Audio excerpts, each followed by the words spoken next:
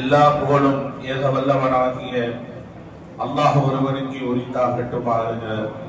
அவனுடைய கருணையும் சாந்தியும் சமாதானமும் இருளக தலைவர் சர்தாரே ஆலம் ஸல்லல்லாஹு அலைஹி வஸல்லம் அவர்கள் மீதும் அன்னாரின் பாக்கியம் நிறைந்த உம்மத்து பார்கள் நம் அனைவர்கள் மீதும் அல்லாஹுடைய அன்பும் அருளும் என்றென்றும் உண்டாகட்டுமாக.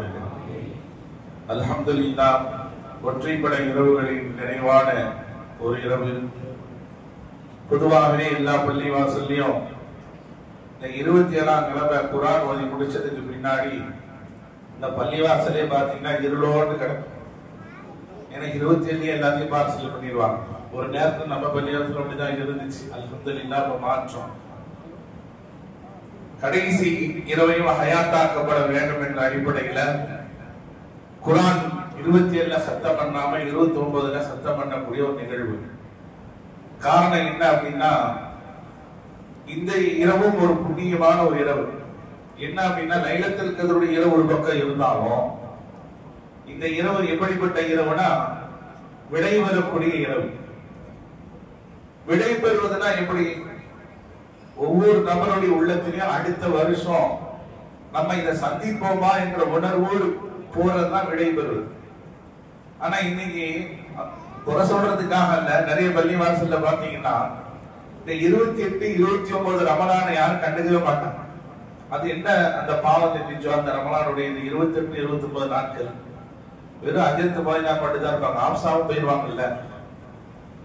அதனால நம்ம ஆப்சா சொன்ன 29 ஹயாத்தாய் கூட்டு போங்கன்னு ஒரு 3 வருட காலமாக ஒரு இபாதத்து பள்ளியை பார்த்தா அல்ஹம்துலில்லாஹ் ஒரிஜினல் லைலத்துல் கத்ர் 27ஆம் கிழமை இன்னைக்குதான் அப்படின்ற மாதிரி இருக்கு. அல்லாஹ் தஆலா அந்த மஜ்லிஸை கபூல் செய்வானா. அந்த 27 முடிஞ்சோடனே பாத்தீங்கன்னா சில இடத்துல சலாம் சொன்னா கூட பதில் வராது. என்னமோ 27க்கு ஒரு 7 வாரம் கடந்து போய் சித்ரத்துல் முன்தஹாலியே ஒரு 1000 ரக்காத் தொழுதுட்டு வந்த மாதிரி அஸ்ஸலாமு அலைக்கும் சலாமா பாத்துக்கலாம்.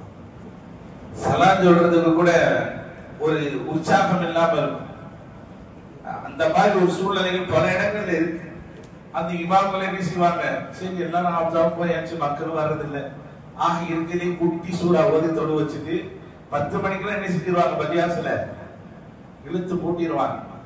ஆனா பூட்டப்படக்கூடிய இரவு அல்ல, நாம் எல்லாம் அதிகமாக நினைத்து பார்த்து கண்ணீர் சிந்தப்படக்கூடிய ஒரு மிக முக்கியமான ஒரு இரவு, கடைசி இரவுகள், அந்த லைலத்துல் கத்ருடைய கடைசி இரவு. அல்லாஹ் தஆலா இந்த இரவில் கூட நமக்கு லைலத்துல் கத்ராக ஆக்கி வைத்திருக்கலாம். அது முழு நன்மையையும் அல்லாஹ் நமக்கு தந்தர் புரிவானாக. அருமையானவர்களே, குர்ஆன் சார்ந்த ஒரு சில செய்திகளை சொல்லி நான் நிறைவு பெறுகின்றேன். ஏன்னா இந்த தருணத்தில் இதை பேச வேண்டிய நேரம். குர்ஆனை அல்லாஹ் நமக்கு மிகப்பெரிய ஒரு பொக்கிஷமாக தந்திருக்கிறார். எந்த அளவிற்கு என்றால், குர்ஆனை பற்றியே அல்லாஹ் குர்ஆனிலே பல இடங்களிலே சொல்லுவான். அதிலே ஒரு வார்த்தை, ஒரு உத்தரவாதம் என்ன தெரியுமா? இந்த உத்தரவாதம் அல்லாஹ் தௌராத்துக்கும் கொடுக்கல, இன்ஜீலுக்கும் கொடுக்கல, ஸபூர் வேதத்துக்கும் கொடுக்கல, குர்ஆனுக்கு மாத்திரம் கொடுத்திருக்கிறான். ஆனால் எல்லா வேதமும் அல்லாஹ்வினால் இறக்கப்பட்ட வேதம் தான். அதிலே இல்லாத ஒரு பெரிய ஒரு அங்கீகாரம், உத்தரவாதம் குர்ஆனுக்கு மாத்திரம் இருக்கிறது. அது என்ன தெரியுமா? இன்னா அன்ஸல்னா இன்னா நஹ்னு நஸல்னா திக்ர வ இன்னா லஹு லஹாஃபிதூன். நிச்சயமாக இந்த குர்ஆனை நாமே இறக்கி வைத்தோம், இந்த குர்ஆனை கடைசி வரைக்கும் நாமே பாதுகாப்போம். இந்த உத்தரவாதத்தை அல்லாஹ் வேற எந்த வேதத்திற்கும் சொல்லல. தௌராத்தை பார்த்து இந்த வேதத்தை நாம் தான் இறக்கி வைத்தோம், இதை நாம் பாதுகாப்போம் என்று அல்லாஹ் சொல்லல. அடுத்த நபி வந்தவுடன், தாவூது நபிக்கு ஸபூர் வேதம் வந்தவுடன் தௌராத் ஆட்டோமேட்டிக்கா காலாவதி ஆயிடுச்சு. இன்ஜீல் வேதம் வந்தவுடன் தாவூது நபிக்கு வழங்கப்பட்ட ஸபூர் வேதம் காலாவதி ஆயிடுச்சு. பெருமானார் ஸல்லல்லாஹு அலைஹி வஸல்லம் அவர்களுக்கு குர்ஆன் அருளப்பட்டவுடன் அதற்கு முன்னால் என்னென்ன வேதங்கள் சுஹூஃப்கள் எல்லாம் வந்ததோ எல்லாம் எக்ஸ்னா என்னது? முன்னால் காலாவதி. இப்ப அதை பின்பற்ற முடியுமா? முடியாது. அதில் உள்ள சட்டங்கள் எல்லாம் ஃபாலோ பண்ணக்கூடிய ஒரு தகுதியில் இல்லை. ஸல்லல்லாஹு அலைஹி வஸல்லம் குர்ஆனுக்கும் தனக்கும் சேர்த்து ஒரு வார்த்தை சொன்னார்கள் அருமை நாயகம் ஸல்லல்லாஹு அலைஹி வஸல்லம் அவர்கள். லவ் கான மூஸா ஹய்யன் மா வஸஅஹு இல்ல திபாய். இப்போ ரசூலுல்லாஹ் இப்போ நான் கரண்ட்ல இருக்கக்கூடிய இந்த கருடத்துல மூசா நபி வந்தாலும் கூட இப்பொழுது அவர் என்னைத்தான் பின்பற்றியாக வேண்டும், எனக்கு கொடுக்கப்பட்ட குர்ஆனைத்தான் அவர் பின்பற்றியாக வேண்டுமே ஒழிய அவருக்கு வழங்கப்பட்ட தௌராத்தை அமல் செய்ய முடியாது என்றார்கள் நபிகள் கோபான் ஸல்லல்லாஹு அலைஹி வஸல்லம் அவர்கள். எல்லாம் எக்ஸ். அதுக்காக இதை தரம் தாழ்த்தி பார்க்க கூடாது. அந்த காலத்தோடு அது முடிந்து போய்விட்டது. அந்த வேதங்கள் ஒரு குறிப்பிட்ட காலத்தோடு அது நிறைவடைந்து விட்டது. ஆனால் குர்ஆனுக்கு மாத்திரம் இந்த எக்ஸ் காலாவதி முன்னாள் வேதம் இப்பொழுது அது சாத்தியப்படாது என்ற ஒரு நிலை என்பது கிடையாது. கியாமத் வரைக்கும் மட்டும் அல்லங்க. குர்ஆனுடைய பொக்கிஷத்துல ஒரு பெரிய ஒரு அற்புதம் என்னது, கியாமத் வரைக்கும் இல்ல மவுத் வரைக்கும் என்று அல்ல, மவுத்திற்கு பின்னாலும் மறுமை நாளையும் தொடரக்கூடிய ஒன்றுதான் இந்த குர்ஆன். ஸல்லல்லாஹு அலைஹி வஸல்லம் சொன்னாங்க, அல்லாஹ் மறுமை நாளையில குர்ஆனுடையவர்களை எல்லாம் கூப்பிட்டு சொல்லுவானா, உங்களுக்கு சொர்க்கத்தை நான் வணங்கி விட்டேன். ஹதீஸ பல தடவை நம்ம அங்கே நினைவுபடுத்தி இருக்கிறோம். மீண்டும் நான் நினைவுபடுத்துகிறேன், கோடிட்டு காட்டுகிறேன். உங்களுக்கு சொர்க்கத்தை நான் உறுதி செய்து விட்டேன். ஆனால் சொர்க்கத்துக்குள்ள பல தரம் இருக்கு, பல அந்தஸ்து இருக்கு. அந்த அந்தஸ்தை அடையக்கூடியது உங்க கையில தான் இருக்குமானா. என்னது சொர்க்கத்துல பல அந்தஸ்துனா என்ன, தரஜாக்கள்னா என்ன, ஒவ்வொரு சொர்க்கத்திலும் ஒவ்வொரு விதமான இன்பங்கள். அப்ப அல்லாஹ் குர்ஆனுடையவர்களை பார்த்து சொல்லுவான், நீங்கள் குர்ஆனை ஓதுங்கள், ஒவ்வொரு ஆயத்துக்கும் சொர்க்கத்திலே ஒரு அந்தஸ்து கூடிக்கிட்டே இருக்கும். ஒரு ஆயத்து ஓதுறார் அப்படின்னா சொர்க்கத்துல ஒரு அந்தஸ்து கூடும். அந்தஸ்து எப்படிப்பட்ட அந்தஸ்து, முன்னாடி உள்ள சொர்க்கத்தை விட அது அடுத்த கூட்ட அந்தஸ்து, அடுத்த சொர்க்கம் கூடுதலான அந்தஸ்து இருக்கும். இந்த பஸ்ல பிளைட்ல எல்லாத்துலயும் விஐபி சேர்ந்து ஒண்ணு இருக்கும். ஒண்ணு இல்ல, ஒரு இஞ்சி கொஞ்சம் பெருசா போட்டிருப்பாங்க, அதுக்கு பேரு விஐபி. ஆனா அல்லாஹ் வச்சிருக்க விஐபி அப்படி இல்ல, சும்மா ஒரு இஞ்சி எக்ஸ்ட்ரா பண்ணிட்டு அதை விட இதை விட. ஒவ்வொரு சொர்க்கத்திற்கு மத்தியில வித்தியாசம் என்பது வானத்திற்கு பூமிக்கு மத்தியில உள்ளதா இருக்கும் டிஸ்டன்ஸ். அப்ப அல்லாஹ் சொல்லுவான், சொர்க்கத்தை கொடுத்து விட்டேன், தரஜாவை தீர்மானிப்பது உங்களுடைய கையில் இருக்கிறது. நீ ஓதிக்கிட்டே போக போக தரஜா கூடிக்கிட்டே போகும். நீ என்ன நிறுத்தியோ அங்கதான் ஒரு தரஜா. நீ தரஜாவை தீர்மானிப்பது உன்னுடைய கையில் இருக்கிறதுமா. அந்த ஹாஃபில், அந்த குர்ஆனுடையவர்கள், அந்த குர்ஆனை ஓதியவர்கள், அந்த குர்ஆனை அமல் செய்தவர்கள், அலிஃப் லாம் மீம் ஒரு தரஜா போடும். தாலிகல் கிதாபா அடுத்த தரஜா. அதை விட இது பயங்கரமா இருக்கு. இந்த செல்போன்லாம் 2000ல அந்த போனை பார்த்துக்கிட்டே ரொம்ப அபூர்வமா கண்ணில் ஒட்டி எடுத்தான். இப்ப அந்த போனை கையில கொடுத்தா டேபிளுக்கு அண்டை கொடுக்கிறான். நோக்கியா போன எவ்வளவு மாடியில இருந்து கீழே விழுந்தாலும் அது உடையாது. அந்த நேரத்தில் அது அபூர்வம். அதுக்கு முன்னாடி கான்கிளஸ் ஒண்ணு இருந்துச்சு, அதுக்கு முன்னாடி பேஜர் ஒண்ணு இருந்துச்சு. அந்தந்த காலத்துல அது அற்புதம். இப்ப ஆண்ட்ராய்டு போன்.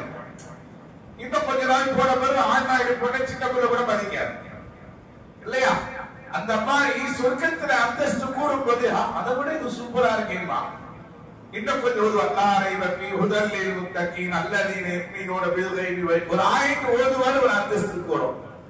ஓத ஓத ஓத ஓத அந்தஸ்து கூடிக்கிட்டே போகும். அல்லாஹ்விடத்தில் எவ்வளவு அந்தஸ்து இருக்கு பாருங்க. சரியா சேர்த்து குர்ஆன்ல 6666 ஆயத்து இருக்கு. அப்ப அதோட முடிஞ்சு போயிருந்தானே அப்படின்னா இல்ல, 6667வது அந்தஸ்து இருக்கு. மீண்டும் குர்ஆனை ஓத ஆரம்பிக்கும் போது குர்ஆனுக்கு முடிவல்ல. இன்றைக்கு 19வது ஜுஸ்ல குல்லாவது ரப்பினா சோதி முடித்து 20வது ஜுஸ்ல மீண்டும் அலிஃப் லாம் மீம் தொடங்கப்பட்டது. காரணம் என்ன தெரியுமா? குர்ஆன் முடிக்கப்படக்கூடியது அல்ல, தொடரப்படக்கூடியது. குர்ஆன்ல அல்லாஹ் குர்ஆனுக்கே பல பேரை சொல்லி அழைக்கிறான். கிதாப், ஃபுர்கான், மஜீத், இப்படி 30க்கும் மேற்பட்ட பேர் இருக்கு. அந்த பேரெல்லாம் விட்டு போட்டு இன்னைக்கு அல்லாஹ்வுடைய கலாமுக்கு குர்ஆன் என்று ஏன் பேர் வைக்கப்பட்டது, குர்ஆன் என்று ஏன் அழைக்கப்படுகிறது என்று சொன்னால், இந்த குர்ஆன் என்ற வார்த்தை கரஅ என்ற வார்த்தையிலிருந்து வந்தது. கரஅ அப்படின்னா ஓதப்பட வேண்டியது. இது என்றைக்கும் ஓதப்படக்கூடியது.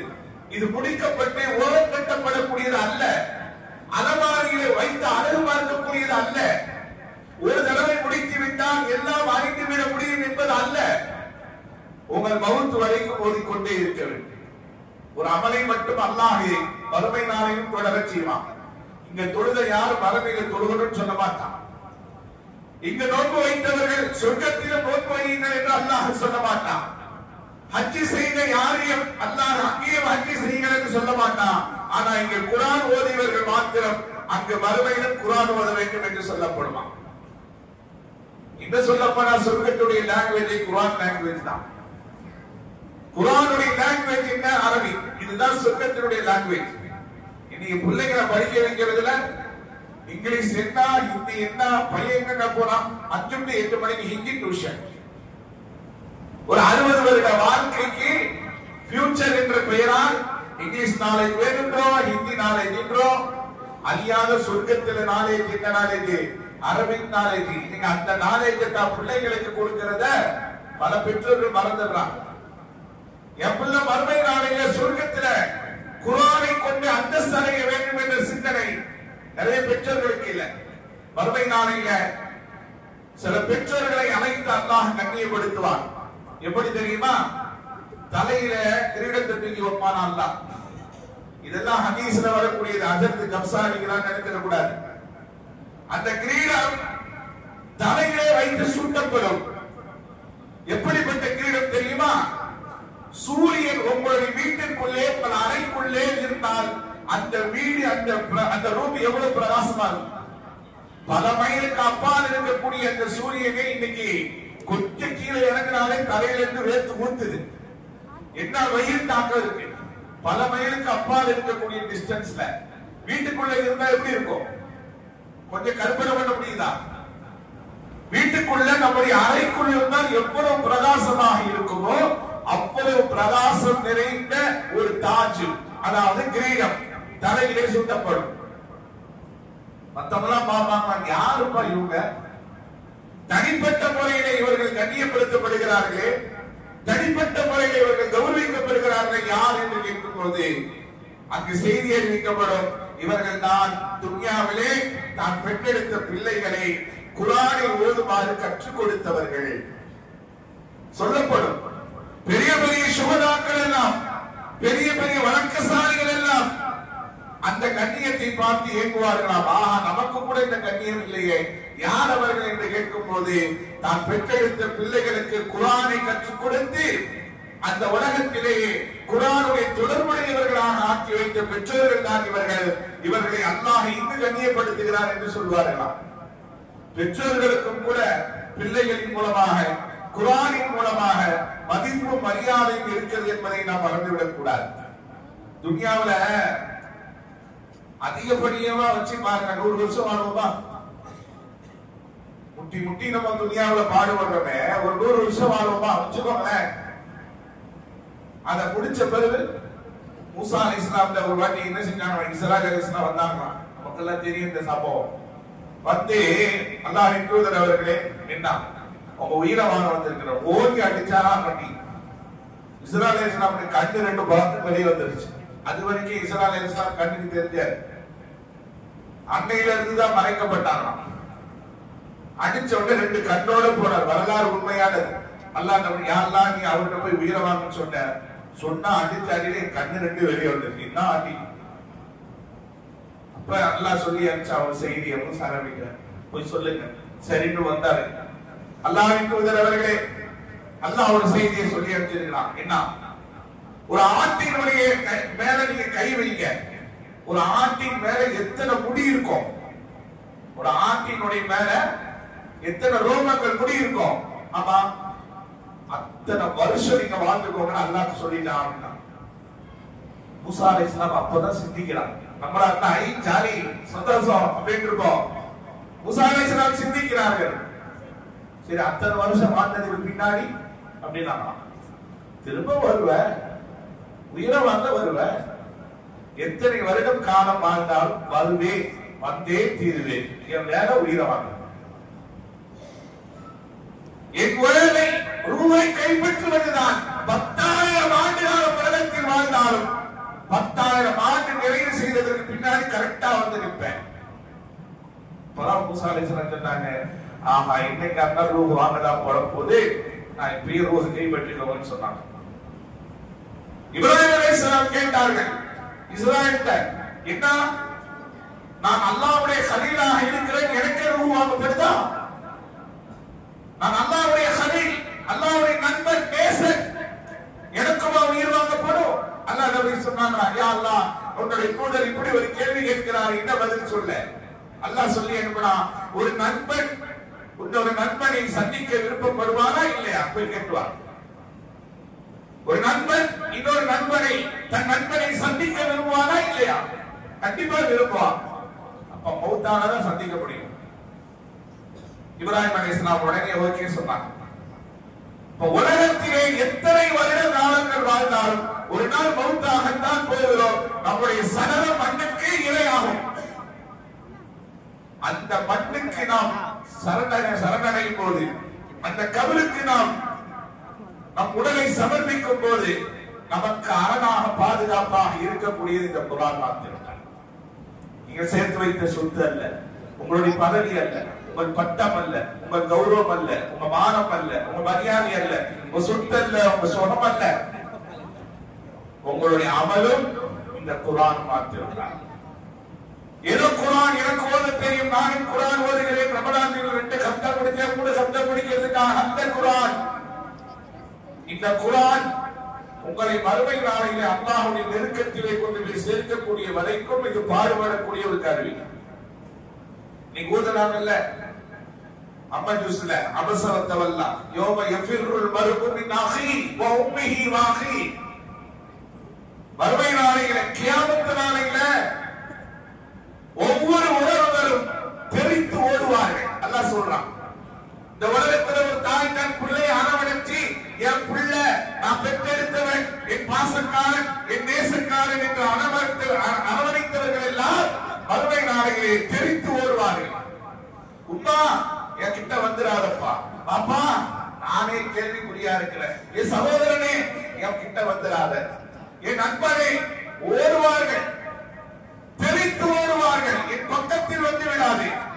எங்க என் நன்மை அவன் புடுங்கிடுவானோ, எங்க அவன் பாவச்சுமையை நம்மீது சுமத்தி விடுவார் என்பதற்காக யா நஃப்ஸி யா நஃப்ஸி என்று ஓடக்கூடிய அந்த தருணத்திலே, என்ன விட்டா போதும், நான் சொர்க்கம் நுழைஞ்சா போதும் என்று நினைக்கக்கூடிய அந்த தருணத்திலே நமது உயிருக்கும் உயிரான, உயிரினும் மேலான கண்மணி நாயகம் ஸல்லல்லாஹு அலைஹி வஸல்லம் அவர்களும் அவர்களுக்கு வழங்கிய பொக்கிஷமான இந்த குர்ஆன் மாத்திரம் தான் அல்லாஹ்விடத்திலே மன்றாடக்கூடியதாக இருக்கும். அந்த குர்ஆனை நம்ம எந்த அளவுக்கு வச்சுக்கிறோம், அந்த குர்ஆனை எந்த அளவுக்கு நாம் கண்ணியம் கொடுத்திருக்கிறோம், இந்த மார்க்கத்தில் கொடுக்கக்கூடிய சலுகை போல எந்த மார்க்கத்துன்னு சொல்லல, என்ன உம்மத்துமார்களுக்கு அல்லாஹ் கொடுக்கல. மறுமை நாளையில் யாரெல்லாம் எனக்கு குர்ஆன் ஓத தெரியல, அதனால நான் குர்ஆனை தூக்கல எடுக்கல, யாரும் காரணம் சொல்ல முடியாது. குர்ஆன் ஓத தெரியலையா, குர்ஆன் ஓதுவதற்கு முயற்சியாவது பண்ணியான்னு கேட்பாங்க. குர்ஆனை தொடர்பாக வைத்தாயா, எடுத்தாவது பார்த்தாயா, ஓதுவதற்கு துணை நின்றாயா, ஓதியவர்களை கண்ணியப்படுத்தினாயா, மாணவர்களுக்கு ஏதாவது உதவி செய்தாயா? ஆனா ஒண்ணுமே இல்லை. நான் குர்ஆனை எடுத்து இப்படி பார்த்தாலே நண்பன் சொன்னேன், அதையாவது செஞ்சியா? நாளை மறுமை நாளிலே குர்ஆன் சார்ந்த விஷயத்தில் யாரும் எந்த காரணத்தையும் சொல்ல முடியாது, அது ஏற்றுக்கொள்ளப்படாது. 3 விஷயத்தை பார்த்தாலே நண்பனாக ஸல்லல்லாஹு அலைஹி வஸல்லம் அவங்களுக்கு பணிவிடை செய்யறது, அதை ஓதுறது, அமல் செய்யறது 2வது. 3 விஷயங்கள் துன்யாவில் இருக்கு, அதை கண் கொண்டு பார்த்தாலே நன்மை. ஒண்ணு என்னது? காபா, காபத்துல்லாஹ் தவாஃப் சுத்துறது நன்மை, உம்ரா செய்யறது நன்மை, ஹஜ் செய்யறது நன்மை, அதெல்லாம் 2வது. சும்மா உட்கார்ந்தே பார்த்துட்டே இருக்கிறார், நன்மை கிடைச்சிட்டே இருக்கு. 2வது, உன்னை பெற்றெடுத்த தாய் தந்தையர்களை கருணை கண் கொண்டு இப்படி பார்த்துக்கிட்டே இருக்கிறார். ஏன் வீட்டுல போய் பார்த்தா இன்னும் வேற மாதிரி பார்ப்பாங்களே, கருணை கண் கொண்டு பார்க்கிறது எந்த தாயோ காலம் கூட தப்பா நினைக்க மாட்டாங்க. அவர்களை பார்த்தாலே நன்மை. 3வது, குர்ஆன் ஓத தெரியலங்க, இருந்தாலும் ஓதணும்ன்ற ஆசை இருக்குங்க, அதனால குர்ஆன் எடுத்து வச்சுக்கிட்டே பார்த்துட்டு இருக்கிறார். ஒண்ணும் தெரியாது, ஆனா பார்த்துக்கிட்டே இருக்கிறாரு, நன்மை அக்கௌண்ட்ல விழுந்துகிட்டே இருக்கு. பெருமானார் ஸல்லல்லாஹு அலைஹி வஸல்லம் அவர்கள் ஜுனைதுல் பக்தாதி ரஹ்மத்துல்லாஹி அவர்களை கனவுல தோன்றுறார். தோன்றி சொல்லுகின்றார்கள், ஜுனைதே, நீங்கள் வாழக்கூடிய பகுதியிலே ஒரு பெண் இறந்து போய்விட்டார். அந்த பெண்ணுக்கு நீங்க போய் ஜனாசா தொழுவீங்கன்னா. ஜுனைதுல் பக்தாதி ரஹ்மத்துல்லாஹி மிகப்பெரிய அவுலியா, இறைநேசர் செல்வர். வலிமாருடைய பட்டியலிலே மிகவும் பிரபலியமானவர்கள் ஜுனைதுல் பக்தாதி ரஹ்மத்துல்லாஹி. இவங்க ஒரு பெண்ணுடைய ஜனாசாவை போய் கலந்துக்கிட்டாங்கன்னா சாதாரண விஷயம் அல்ல. அது ரசூலுல்லாஹ் கனவுல கட்டளை இடுறாரு. ரசூலுல்லாஹ்வுடைய கட்டளை எந்திரிச்சு பார்க்கறாங்க, ஊர்ல தேடி பார்க்கறாங்க, எங்கேயுமே ஜனாசா இல்லை. பெருமானார் கனவில் சொன்னார்கள் என்றால் அது உண்மையாகத்தான் தேடி அலசி பார்க்கிறார்கள், ஊரெல்லாம் பார்க்கிறார்கள். அப்படி எதுவும் ஜனாசா தெரியல. ஆனா அந்த ஓரத்துல ஒரு ஜுனூனான ஒரு பெண்மணி, பைத்தியம், சுயநினைவற்ற ஒரு பெண்மணி மாத்திரம் இறந்ததாக நான் கேள்விப்பட்டேன். ஒருத்தர் அட்ரஸ் சொல்றாரு. அந்த ஜுனைதுல் பக்தாதி ரஹ்மத்துல்லாஹி வணங்கிட்டாங்க. ரசூலுல்லாஹ் அந்த பெண்ணாக தரும். ஊரே அவருக்கு கொடுத்தப்பட்டோம் சுய சிந்தனை இல்லாத பைத்தியக்காரி என்றெல்லாம் பட்டம் சூட்டப்பட்ட மதிக்க தகுந்தாத ஒரு பெண்மணி. ஆனா அந்த ஒரு பெண்மணியுடைய ஜனாசா தவிர ஊர்ல வேற எந்த ஜனாசாவும் இல்லை. ஜுனைதுல் பக்தாதி ரஹ்மத்துல்லாஹி அலைஹி போனாங்க, அவங்களுக்கு ஜனாசா தொழு வச்சாங்க. அதோடைய ஹக்கெல்லாம் முடிச்சதுக்கு பின்னாடி விசாரித்து பார்க்கறாங்க. அந்த பெண்ணு பைத்தியக்காரி தான், ஊரிலே யாரும் மதிக்க தகுந்தவர்கள் இல்ல. ஆனால் அந்த பெண்ணிடத்தில் ஒரு குணம் இருந்தது. என்னவென்றால், குர்ஆனை எடுத்து வச்சுக்கிட்டு அதுக்குண்டான சிந்தனையை பாருங்க. அட்டையை திறந்துட்டு அலிஃப் லாம் மீம் ஓத தெரியாதுல, ஜுனூன்ல சிந்தனை இல்லாததுனால இப்படியே வச்சுக்குவாங்க. ஒரு ஆயத்தை அப்படியே வச்சு பார்த்துட்டு கையை நீட்டிட்டு ஆயத்துடைய சதக்கல்லாஹ் சதக்கல்லாஹ், அல்லாஹ் உண்மையை சொல்லிவிட்டான், அல்லாஹ் உண்மையை சொல்லிவிட்டான். இப்படியே குர்ஆன் ஆயத்தை பார்த்து பார்த்து பார்த்து பார்த்து பார்த்து குர்ஆனை முடிப்பாங்களாம். ஓத தெரியல, ஆனா குர்ஆன் அல்லாஹ்வுடைய வசனம், அல்லாஹ்வுடைய வேத வாக்கு. சதக்கல்லாஹ், அல்லாஹ் உண்மையை சொல்லிவிட்டான். ஒரு ஆயத்தோடு அல்லாஹ் உண்மையை சொல்லிவிட்டான், அல்லாஹ் உண்மையை சொல்லிவிட்டான். சொல்லி சொல்லி சொல்லி சொல்லியே 30 நிமிஷம் முடிக்க திரும்ப பஸ்லந்து அல்லாஹ் உண்மையை சொல்லிவிட்டான். அந்த மாதிரி ஓதவும் தெரியல, சமுதாயத்தை மதிப்பும் இல்லாத ஒரு பைத்தியக்காரி என்ற பட்டம். ஆனால் அல்லாஹ்வுடைய பார்வையிலே அந்த பெண் உயர்வான பெண்ணாக பார்க்கப்பட்டதினால் அருமை நாயகம் ஸல்லல்லாஹு அலைஹி வஸல்லம் அவர்கள் கனவில் தோன்றி அந்த பெண்ணுக்கு நீங்கள் தான் ஜனாசா தொழுக வைக்க வேண்டும் என்று சொன்னார்கள். என்றால் குர்ஆனை எந்த கண்ணோட்டத்தில் பார்த்தாலும், யார் பார்த்தாலும் அவர்களுக்கு மதிப்பு உண்டு என்பதில் இந்த வரலாறு நமக்கு சான்று. புத்தி உள்ளவர்கள் மட்டுமல்ல, புத்தி பேதளித்தவர்கள் கூட குர்ஆனை தொட்டவர்களுக்கு மரியாதை உண்டு, கண்ணியம் உண்டு என்பதை இஸ்லாம் நமக்கு சொல்லி காட்டுகிறது. அருமையானவர்களே, குர்ஆனும் நோன்பும் நமக்கு மறுமை நாளில் ஷஃபாத்தை பெற்றுத் தரக்கூடியது. இந்த குர்ஆன் திக்கி திக்கி ஓதுறது கூட கவலைப்படாதீங்க. அதையும் ரசூலுல்லாஹ் சொன்னாங்க. சரளமா ஒருத்தர் ஓதுறாருன்னா அவருக்கு ஒரு நன்மை, திக்கி திக்கி ஓதுறாருன்னா அவருக்கு ரெட்டிப்பு நன்மை. உலகத்துல எந்த எஜுகேஷன்லயும் இப்படி ஒரு ஆஃபர் கிடையாது. பெர்ஃபெக்ட்டா இருந்தாதான் அவர் செலக்டட் இல்லையா? 100 கேள்வி கேட்டு 100 கேள்விக்கு பதில் சொன்னாதான் அவருக்கு மரியாதை. ஃபுல் சென்டப் மார்க் போடுவாங்க. அவருக்கு ஃபர்ஸ்ட் கிளாஸ், அவருக்கு ஃபர்ஸ்ட் பெஞ்ச், ஃபர்ஸ்ட் ரோ, எல்லா மரியாதை கொடுக்கும். கொஞ்சம் மைனஸ் ஆயினால லாஸ்ட்ல தெரியுவாங்க. ஆனால் அல்லாஹ் தூதரும் நமக்கு சொன்ன வார்த்தை, குர்ஆனை ஓதக்கூடியவர்கள், சரளமாக ஓதக்கூடியவர்களுக்கு நன்மை உண்டு, மகத்துவம் உண்டு, இல்லை என்று சொல்லல. ஆனால் ஓதும் போது திக்கிறார். மனப்பாடமா ஓதும் போது திக்கிறாரு. இல்ல மனப்பாடம் அல்லாத பார்த்து ஓதும் போதும் அவருக்கு திக்குதல் ஏற்படுகிறது. அந்த திக்குதல் மூலமாக மனசுல அவருடைய நடப்பு வருது. என்னடா குர்ஆன் ஓதும்போது அவருக்கு இப்படி திக்குதே ஒரு நடப்பு வந்துச்சுன்னா அல்லாஹ் எழுதுறாங்க நன்மை வழங்குவாங்க. நீ மைனஸ் ஆயிட்டா உன்னுடைய அமல் ரிஜெக்ட் பண்ண அல்லாஹ் உனக்கு ரெட்டிப்பு குடித்தான். அந்த திக்குதலின் மூலமாக உனக்கு மனதில் ஏற்படக்கூடிய ஒரு நெருடல், அந்த நெருடலுக்கு கூட கூலி என்றால் குர்ஆனை தொட்டு பார்த்தவர்களுக்கு கிடைக்கக்கூடிய நன்மை எவ்வளவு என்பதை பாருங்கள். கபரிலே கூட எத்தனையோ நபர்கள் நல்லோர்கள் சூரத்து முழுக்க சூறாவை ஓதினார்கள் என்பது கூட பயான் நம்ம சமீபத்தில் கேட்டோம். இப்படி சொல்லிக்கிட்டே போகலாம். இப்படிப்பட்ட ஒரு அற்புதமான ஒரு வேதத்தை தான் அல்லாஹ் நமக்கு தந்திருக்கிறான். ஸல்லல்லாஹு அலைஹி வஸல்லம் சொன்னாங்க, தௌராத் வேதத்தை மூசா நபிக்கு கொடுத்தாலும், ஜபூர் வேதத்தை தாவூத் நபிக்கு கொடுத்தாலும், இன்ஜீல் வேதத்தை ஈசா நபிக்கு கொடுத்தாலும், ஒட்டுமொத்தமாக அடைய வளைத்து அல்லாஹ் குர்ஆனை எனக்கு கொடுத்திருக்கிறான். ரசூலுல்லாஹ்வுடைய முஅஜிஸாத்துங்க குர்ஆனே. இன்றைக்கும் யாரும் அந்த விஷயத்துல அசைச்சு பார்க்க முடியலையே. இந்த குர்ஆனுடைய விஷயத்துல யாராவது எவராவது எந்த சக்தியாவது உள்ளே புகுந்து ஒரு உலகப்புறாட்டம் பண்ணலாமான்னா ஒண்ணு கிடையாது. ஆனா அந்த வேலை பைபிள்ல பார்த்தாங்க. பைபிளிலே பல தடவை குளறுபடிகள், சொருகுதல்கள், நீக்குதல்கள், தன் கருத்தை புகுத்துதல்கள், தேவைப்பட்டால் தூக்கி எறிவார்கள் என்றால் தூக்கி வைப்பார்கள். இப்படி பல விஷயங்கள் கையாள செய்யப்பட்ட வேதம் பைபிள். ஆனால் குர்ஆனை இன்றைக்கும் அவர்கள் ஒரு நுகுத்தாவை கூட அசைத்து பார்க்க முடியவில்லை, முடியாது. ஏனென்றால் இன்னா நஹ்னு நஸல்னா திக்ர வ இன்னா லஹு லஹாஃபிலூன். இந்த குர்ஆனை நானே பாதுகாப்பேன். இந்த குர்ஆனை கடைசி வரைக்கும் எழுத்தாலும் உள்ளத்தாலும் சிந்தனையாலும் கற்பனையாலும் எந்த வகையில் பார்க்க வேண்டுமோ அத்தனை வகையிலும் நான் பாதுகாப்பேன். எவ்வளவு பண்ண முடியாது. ஆனால் இந்த குர்ஆனை தொட்டு பார்த்தவர்கள் யாரையும் சும்மா விட மாட்டேன். சமுதாயத்தில் உயர்த்தி காட்டுவேன். இன்னைக்கு மெஹராப்ல சிம்மாசனத்துல உட்கார்ந்து இருக்கிறேன்னா நான் ஹைட்டா இருக்கிறேன், வெயிட்டா இருக்கிறேன், ஒயிட்டா இருக்கிறேன் அப்படின்றதுக்கா?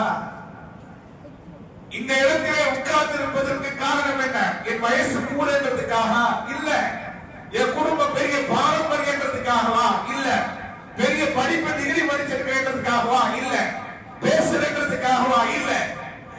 இங்க உட்கார வைத்தது குர்ஆன் தான். குர்ஆன் தான் என்னை சிம்மாசனத்தில் அமர்த்தியது. இந்த குர்ஆன் தான் கண்ணியப்படுத்தியது. இந்த குர்ஆன் தான் நம்மை கண்ணியப்படுத்தும்.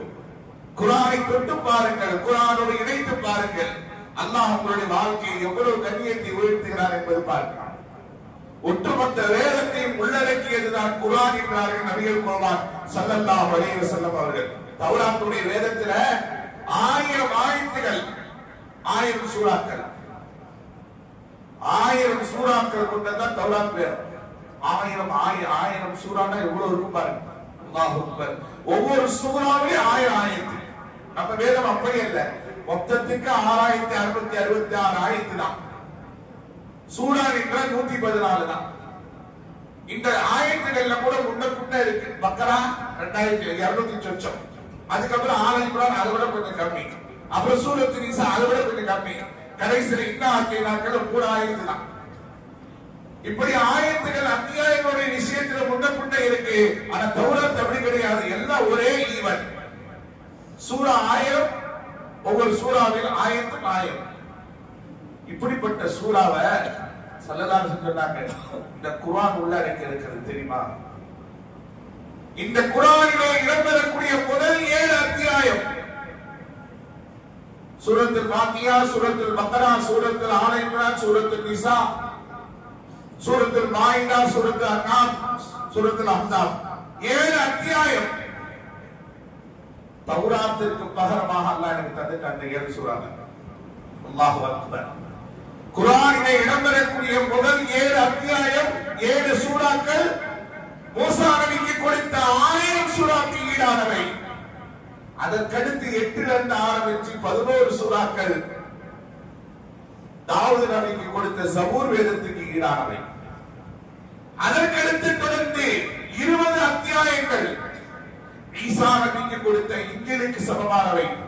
மீதமுள்ள சூறாக்கள் எனக்கென்று பிரத்யேகமாக கொடுக்கப்பட்டது. ஆக ஒருவன் அலிஃப்லாமிலே தொட்டு பார்த்து அன்னாசிலே முடித்தால் அவன் தௌராத்திலிருந்து, இன்ஜீலிலிருந்து, ஜபூரிலிருந்து ஒட்டுமொத்த வேதத்தையும் வாசித்த மொத்த நன்மையும் அவன் தொட்டு பார்ப்பது போல.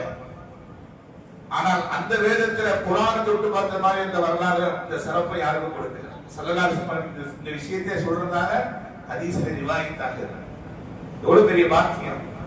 அருமையான பெருமக்களே, நேரம் சென்று கொண்டிருக்கிறது, பேசிக்கொண்டே போகலாம். ஆகையால் இப்படிப்பட்ட ஒரு அற்புதமான குர்ஆனை தான் இன்றைக்கு தராவியிலே ஓதி கேட்டு நாம் நிறைவு செய்திருக்கிறோம். இந்த குர்ஆனுடைய தொடர்பில் நாம் இருக்கணும். சில பேர் வருவாங்க, ஓதனோட ஆசையா இருக்கு வருவாங்க, அப்புறம் அதோட அவ்வளவுதான் வருவாங்க. வேகமா வரும், எப்போ ஓதலாம் அதாவது ஓதி முடிக்கிற வரைக்கும் ஓயப்படாது. நம்ம எல்லாம் முன்னாடி கோர்ஸ் ஆரம்பிச்சோம் கொரோனாக்கு முன்னாடி. ஒரு 40 நாள் நீங்க ஒதுக்கி கொடுங்க, உங்களுக்கு ஓதி தரேன் அப்படின்னு சொன்னோம். அல்ஹம்துலில்லாஹ் ஒரு 80 பேர் கொடுத்தாங்க. 80 பேர்ல 40 பேர் வந்தாங்க. அதுல 4 பேர் குர்ஆன் ஓத கத்துக்கிட்டாங்க. அதுக்கப்புறம் ஆரம்பிக்கலாம் பார்த்தா கொரோனா வந்துருச்சு, அதோட தொடர்பு விட்டு போச்சு. நான் இப்பொழுது சொல்லுகிறேன், எல்லோரும் ஒன்று சேர்த்து ஓதி கொடுக்க நீங்க வந்தீங்கன்னா நாம ஓதி கொடுக்க தயாரா இருக்கிறோம். வயசாயிடுச்சு, வெட்கப்படாது. அதனாலதான் இந்த 40 நாள்ன்றத நம்ம எதுக்கு சொல்றோம்னா, தொழில்துறையில இருக்கிறவங்க நீங்க வேலைக்கு போயிட்டு டயர்ல வருவீங்க, பல வேலைகள்லாம் இருப்பாங்க. அதனால வருஷக்கணக்கில் ஓதக்கூடாதுக்காக ஒரு 40 நாள், அந்த 40 நாள்ல 4-5 பேர் தெளிவா குர்ஆன் ஓதுறாங்க இருக்கிறாங்க. குர்ஆன் ஓதி கத்துக்கிட்டாங்க. முயற்சி எந்த அளவுக்கு இருக்கோ, எந்த அளவுக்கு நியத்து ஆசை இருக்கோ, கண்டிப்பா வரும். குர்ஆன் என்னது, அது ஆசைப்படணும். வலக்கத் யஸ்ஸர்னல் குர்ஆன லிذிக்ரி ஃபஹல் மின் முதக்கிர். இந்த குர்ஆனை ஓதுவதற்கு, எழுதுவதற்கு, மனனம் செய்வதற்கு, விளங்குவதற்கு எல்லா வகையிலும் லேசாக்கி வச்சிருக்கிறேன். கஷ்டம் கிடையாது. கஷ்டோட்டு பார்த்துட்டு வந்தா கஷ்டமா இருக்கும், இஷ்டத்தோடு வந்தா அது இஷ்டமா வரும். ஆனா எதுவோப்பா ஒரு முயற்சி பண்ணுவோம். அல்லாஹ் நாளை மறுமை நாள கேட்பான், குர்ஆன் ஓதிருக்கியா? ஓதல, ஆனா ஓதுறதுக்காக முயற்சி பண்ண அப்படி வரல, நீ தரல, அல்லாஹ் மேல பழிய போட்டுக்கலாம்.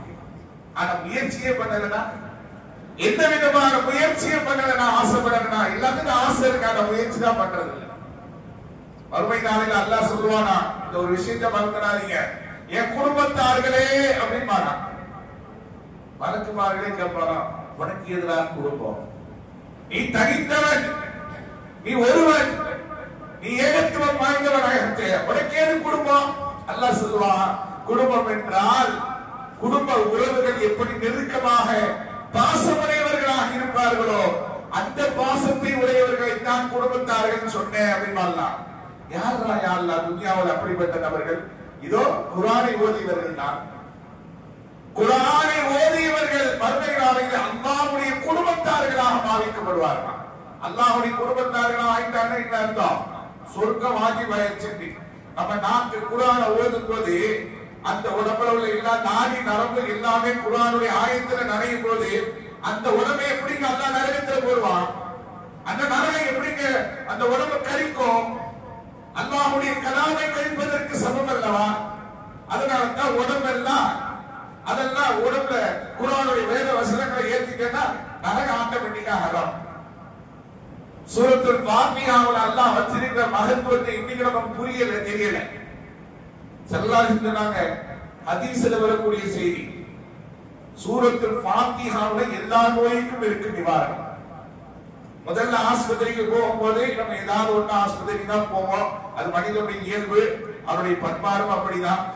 ஆஸ்பத்திரிக்கு போறீங்கல்ல, அந்த போகிற கேப்ல சூரத்துல் ஃபாத்திஹா ஓதி ஓதி ஊதுங்க. டாக்டர்னா ரெண்டாவது, ஹாஸ்பிட்டல்னா ரெண்டாவது, மெடிக்கல்னா ரெண்டாவது. அந்த போகக்கூடிய தருணத்தில் யா அல்லாஹ் உன்னுடைய கலாமை ஓதி கேட்கின்றேன். நீ சொன்னாய், உன் நபி சொன்னார்கள், எல்லா நோய்க்கும் இந்த ஃபாத்திஹாவிலே ஷிஃபா இருக்கிறது என்று இதோ ஓதி ஊதுகிறேன் என்று எவ்வளவு முடியுமோ ஓதுங்க. குறைஞ்சபட்சம் 7 வாட்டி ஓதி ஊதுனா ஷிஃபா அதுல இருக்கிறது என்பதாக நபிகளார் சொன்னாங்க. ஆனா அதை அணுகும் போது இக்லாஸா இருக்கு. ஓதுனா கேட்குமா, ஓதலாமா, ஆதாரம் இருக்கா, ஹதீஸ்ல இருக்கான்னா அவன் சீமா போய் சேர்ந்துருவான். ஓதி ஊதுனா ஓதணும். இதுக்கு ஆதாரம் கேட்டா அப்படின்னா 100 ரூபாய். ஒவ்வொரு ஆயத்தும் இன்றைக்கு மகத்துவம் வாய்ந்தது. குழந்தை பிரசவம் ஏற்படுறதுக்கு ஆயத்து இருக்கு, குழந்தை உண்டாகிறதுக்கு ஆயத்து இருக்கு, எல்லாத்துக்கும் தனித்தனியா ஆயத்து இருக்கு. பெருமக்கள் நமக்கு வகுத்து தந்திருக்கிறார். இன்னைக்கு யார்கிட்ட சொன்னாலும் சரி, என்னமோ அதற்கு இதை வச்சு வியாபாரம் பண்றாருன்றாங்க. அதனால நம்ம அதை பத்தி சொல்றது இல்ல. மொத்த குர்ஆனை ஓதிக்கோங்க. சூரத்து மரியமை யார் தொடர்ந்து ஓதி வருகிறார்கள் அவர்களுக்கு சுகப்பிரசவம் ஆகும் என்பது ஆதாரபூர்வமான செய்தி. சூரத்து மரியம் நீங்கி போனா இவன 5 பக்கம். குர்ஆனை நன்றாக ஓதக்கூடியவர்கள் தினசரி ஒரு 5 பக்கம் ஓதுறதுக்கு 5 நிமிஷத்துக்கு மேல ஆகாது. ஆனா சுகப்பிரசவம் நல்ல பிரசவம் ஆகிறதுக்காக அப்போலோக்கு போலாமா, விண்டோஸுக்கு போலாமா, அந்த டாக்டர்கிட்ட போலாமா, இந்த டாக்டர்கிட்ட போலாமா, அந்த மரியத்திலே அல்லாஹ் சொல்றான், மரியமுக்கு எப்படி சுகப்பிரசவமானது என்பதை அல்லாஹ் சொல்லி காட்டுகிறார். அது புதிந்த வசனங்களை ஓதி ஊதினாலே இன்னைக்கு நம்ம தாய்மார்கள் நிறைய பேர் சுகப்பிரசவம் ஆகலாம். ஓதுறது குர்ஆனை தூக்கிறது இல்ல, எல்லாம் தூக்கி வெல்வெட்டு துணியை போட்டு கட்டி, அது கல்யாணம் முடிவு போகும்போது வந்து வெல்வெட்டு பெட்டினோட வச்சிடலாம். உப்பர் ரக்கமா, உப்பர் ரக்கம் மேலவை பத்திரமா. என்னைக்காவது ஒரு நாள் சத்தியம் பண்ணும்போது என்ன சத்தியம் பண்ணும் குர்ஆன் மேல, அதுக்கு மட்டும் குர்ஆன் என்ன செய்வாங்க, சத்தியம் பண்றதுக்காக எடுக்கிறாங்க, ஓதுறதுக்கு எடுக்கிறது இல்ல. உனக்கு கல்யாணம் பண்ணும்போது சிவப்பு கலர் பெட்டி, எனக்கு ப்ளூ கலர் பெட்டி, கலர் பார்க்கறதுக்கா கூடாது, ஓதணும். ஓதி ஓதி அந்த ஆயத்தினுடைய பரக்காத்துகளை இப்படி சொல்லணும். நான் இதை ஓதுனா இதன் மூலமாக எனக்கு அல்லாஹ் இதை தந்தா நான் வாழ்க்கையில அடக்கி அனுபவிச்சேன் சொல்லணும். இதான் பரக்கத். அருமையான பெருமக்களே, குர்ஆன் ஒரு அற்புதம். யுதில்லு பிஹி கஸீரம் வ யஹ்தி பிஹி கஸீரா. அல்லாஹ் குர்ஆன் பத்தி சொன்னான். இந்த குர்ஆன் நேர்வழியை படுத்தும் வழிகடவும் செய்யும். அது எப்படி குர்ஆன் வழிகெடுக்கும்? இந்த குர்ஆனை முறையாக ஓத கற்று நல்லபடியாக ஓதி அதன் சட்ட திட்டங்களை அறிந்து அதன்படி நடந்தால் இந்த குர்ஆன் உங்களுக்கு வழிகாட்டும். இந்த குர்ஆனை ஓதாமல் அதன் சட்ட திட்டங்களை அறியாமல் ஏதோ ஒரு புத்தகத்தை போல உதாசீனப்படுத்தினால் இந்த குர்ஆன் உங்களை கொண்டு போய் நரகத்திலும் தள்ளும். அதைத்தான் அல்லாஹ் தெளிவாக சொல்லி காட்டுகிறார். யுதில்லு பிஹி கஸீரா. இந்த குர்ஆன் சிலரை வழிகெடுக்கவும் செய்யும், வயஹ்தி பிஹி கஸீரா, நேர்வழியும் படுத்தும் என்பதாக அலிஃப் லாம் இன்று சில சூரத் பக்கராவை இந்த ஆயத்து வருதுங்க. நீங்க அணுகிறது பொறுத்துதான் குர்ஆன். பொதுவாகவே நூலகத்திற்குள்ள புத்தகம் இருக்கும் பாருங்க, லைப்ரரிக்குள்ள நிறைய புக் இருக்கும்.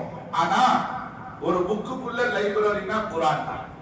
குர்ஆனை திறந்து பாருங்க, வாசித்து பாருங்க, அல்லாஹு அக்பர் கருத்துக்கள் வந்து கொண்டே இருக்கும். நம் பிள்ளைகளுக்கு அதே போல நான் நிறைவா சொல்லி முடிக்கிறேன். தாய்மார்களுக்கும் சரி, தந்தைமார்களுக்கும் சரி, பாப்பாமார்களுக்கும் சரி, உங்க பிள்ளைங்களை படிக்க வைக்கிறீங்க, டிகிரி படிக்க வைக்கிறீங்க, நல்ல வேலைக்கு முயற்சி பண்றீங்க, அதெல்லாம் தப்புகளை எல்லாம் செய்யுங்க. ஒரு நாளைக்கு ஒரு 10 நிமிஷம் உங்க பிள்ளைங்களை குர்ஆனுடைய தொடர்புல இருக்க செய்யுங்க. தயவு செய்து நீங்க என்ன கோர்ஸ் படிக்க வைக்கிறீங்களோ, எப்படி படிக்க வைக்கிறீங்களோ, எங்க டியூஷன் நடத்துறீங்களோ அதெல்லாம் நான் தடை சொல்ல விரும்பல. ஆனால் முன்னாடி மதரசா, கால மதரசா ஓகே, இப்ப சாயங்கால மதரசா ஓகே, இப்ப எந்த நிலைமையில வந்து இருக்கு அப்படின்னா, ஹஸ்ரத் நான் வந்தா 5 நிமிஷத்துல விட்டுருவீங்களா சொல்லுங்க, நான் மதரசாக்கு வரேன். குர்ஆனை முதுகுக்கு பின்னாடி போட்டு நீங்க துனியாவை தேடினா கிடைப்பீங்களா? துனியா உங்களுக்கு கிடைக்குமா? நான் கேட்கிறேன். அல்லாஹ்வுடைய கலாம முதுகுக்கு பின்னாடி டைம் பாஸ் மாதிரி வச்சுட்டு துனியாவுடைய கல்விக்கு முக்கியத்துவம் கொடுத்து உங்க பிள்ளை முன்னேறிடுவான்னு நினைக்கிறீங்களா? அல்லாஹ் பாதுகாக்கணும். நிச்சயமா முன்னேற முடியாது. உங்க பிள்ளைங்களுடைய படிப்பு விஷயத்துல பாருங்க, மிலிட்டரி பேக்ல தான் ஸ்கூல் படிப்பு பேக் எல்லாம் போட்டு தொங்க போட்டு போறான் முதுகுக்கு பின்னாடி. குர்ஆனை கொண்டு வரும்போது பாருங்க, இப்படிதான் கொண்டு வருவோம், நெஞ்சுக்கு முன்னாடி. துனியாவுடைய கல்வியை முதுகுக்கு பின்னாடி வைத்து குர்ஆனை நெஞ்சுக்கு முன்னாடி வைத்து முன்னிலைப்படுத்தக்கூடிய யாரும் முன்னேறியதாக வரலாறு கிடையாது. அது உங்க பிள்ளை இல்ல, நான் பெத்த பிள்ளையா இருந்தாலும் சரிதான். துனியாவுடைய காரியத்தில் ஈடுபடுவதில் தவறல்ல, படிக்க வைக்கிறது தவறல்ல. ஆனா குர்ஆன் ஓதுறதுக்கு நேரம் இல்ல. 20 வயதாயும் குர்ஆனை ஓதல, ஓத தெரியல, அது சார்ந்த விஷயங்கள் ஈடுபடுவதற்கு வாய்ப்பு இல்லைன்னா அல்லாஹ் பாதுகாக்கிறோம். இவன் முன்னேறி வருவது ரொம்ப கஷ்டம். உலகத்தினுடைய அனைத்து விஞ்ஞானத்திற்கும் வித்திட்டது குர்ஆன். இந்த குர்ஆனுக்கு ஓரத்துக்கு என்ன துனியா? அல்லாஹ் பாதுகாக்கிறோம். முயற்சி பண்ணுவோம். யாராவது என் பிள்ளைய ஸ்கூல்ல கொண்டு போய் சேர்த்தாலும் 10வது படிக்கும் போது நெருக்கடி பண்ணதான் செய்வாங்க. ஆனா பெற்றோர்கள் கொடுக்கக்கூடிய கவனத்தை வச்சு அதை சிதறடிக்கலாம். என் பிள்ளை ஸ்கூல் விட்டு வந்தானே மதரசாக்கு போவான், ஸ்கூல் படிப்பான், குர்ஆன் ஓத போவான், மதரசாக்கு போவான், மிச்ச நேரம் டியூஷன் அனுப்ப முடியும், இஷ்டம் தான் அனுப்பி சொல்லி பாருங்க, அவங்களுக்கு விளக்கும். அங்க மிஸ் சொல்லுவா, எங்க உங்க பையன் ரொம்ப டல்லா இருக்கிறான், மேக்ஸ்ல ஃபெயில், சயின்ஸ்ல fail. Okay miss, school fees விட டியூஷன் ஃபீஸ் 2000 ரூபாய். 3000 ரூபாய் நீங்க வந்து அசத்துறா அசத்து என் பையனை சீக்கிரமா அனுப்புங்க. எனக்கு ஓசி, எனக்கு ஃபீஸ் கிடையாது, மந்த்லி ஃபீஸ் இல்ல, ஸ்பெஷல் ஃபீஸ் இல்ல, இயர்லி ஃபீஸ் இல்ல, எதுவுமே கிடையாது. ஆனா இங்கதான் வந்து அதிகம். பிள்ளைய குறிப்பிட்ட நேரத்தை ஆன்மீகத்திற்காக அல்லாஹ்வுடைய சிந்தனைக்காக பள்ளியில வரணும், கொஞ்ச நேரம் உட்காரணும். அந்த பிள்ளைகளுடைய கல்வில அல்லாஹ் சக்கீனத்தை போடுவான். நாங்களும் ஓதுற காலத்துல பிரில்லியன்ட் ஆளா இல்ல, ஆனா மதரசா கரெக்டா ஆக்குவாங்க எங்க வீட்டுல. பாடம் வரல அதெல்லாம் இல்ல, போயிரு இருக்காத, அஜர்த்தி இல்ல மதரசா இல்லன்னு சொல்லக்கூட போயிடணும். நீ ஓதாத ரெண்டாவது. என் பையன் மதரசாவுக்கு போறான், அக்கா சொல்ற 3 வருஷமா ஆச்சு உடைய எக்ஸல் கூட குடிக்கல, ஊருக்கெல்லாம் இங்க ஓதி கொடுத்து பட்டம் கொடுத்து விட்டுறான். என் வயசு கேட்கிறான், எல்லாத்தையும் பட்டம் கொடுக்குறீங்க, இங்க ஓத மாட்டானே. நான் சொன்னேன் ஓதுனாலும் பரவாயில்ல, டெய்லி மதரசாக்கு போறானா, அவன் கால் பள்ளிவாசல்ல போய் பதியுதா, உஸ்தாதுக்கு முன்னாடி மண்டிடுறானா, போறோம். நம்ம என்ன செய்ய முடியுமோ அதான் செய்ய முடியும். கல்வியை கொடுக்கிறது அவன். நம்ம கல்வி இப்ப இல்ல, பின்னாடி கிடைக்கும். இமாம் தசாரி ரஹ்மத்துல்லாஹி அவர்களுக்கு 40 வயதில் தான் கல்வியுடைய ஞானம் கிடைச்சதான். 40 வயதில் தான் கல்வியுடைய ஹிக்மத் கிடைச்சது. ஆனால் அந்த ஹிக்மத்துடைய வெளிப்பாடு என்ன தெரியுமா? அவர்கள் எழுதின கிதாபு எவ்வளவுன்றதை வாசித்தாலும் நம்ம ஆயுசு முடிஞ்சு போயிடும். அவ்வளவு கிதாபுகள் எழுதி தந்தினார்கள் இமாம் தசாரி ரஹ்மத்துல்லாஹி. வயசு பிரச்சனை கிடையாது. என் பிள்ளை டெய்லி அல்லாஹ்வுடைய இல்லத்துக்கு போகணும், தொழுகணும், அந்த மண்டியிடணும் உஸ்தாதுக்கு முன்னாடி, அதுதான் வேணும். இன்னைக்கு இல்லைன்னா என்னைக்காவது தருவான் அல்லாஹ், நிச்சயமா கல்வியை தருவான். அதாவது துனியாவை பொறுத்த வரைக்கும் ஒரு ஸ்டாண்டர்ட்ல இருந்து அடுத்த ஸ்டாண்டர்டுக்கு போகலன்னா இழிவு. 8th 2 வரைக்கும் படிச்சானா ஃபெயில்னு சொல்லி எவ்வளவா பேசுவாங்க இல்லையா?